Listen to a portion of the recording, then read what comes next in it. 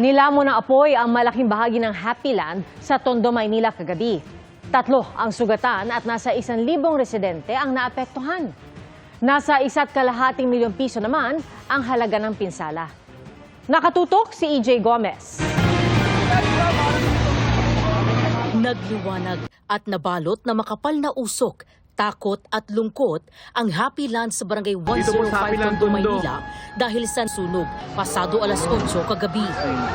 Sumasabog na.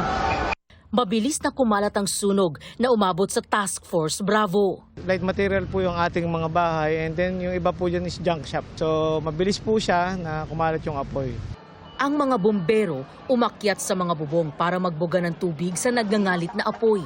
Pahirapan para sa mga apektadong residente ang paglikas dahil sa masisikip na eskinita sa lugar. Gaya na lang ng magkapatid na senior citizens na ito. Nauumpog ang ulo. Kasi nga nag-aagawan sa daan wala kaming magawa. Talagang buhay ang amin nililigtas. Inilikas din ang mga LPG na ito para di madamay sa sunog. Ang uploader na ito wala nang nagawa kundi ang magdasal. Jesus name, Lord.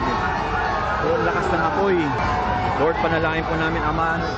Mahirap kay pangalawang sunog na namin dito sa Happy Land. Nung unang sunog, sobrang hirap din. Matagal kami nakabangon. Kanya-kanyang diskarte ang mga residente sa pagkuha ng mga pwedeng maisalba o maibentang mga gamit mula sa mga natupok nilang bahay. Mahirap po talaga as in, lalo na po syempre may mga walang trabaho.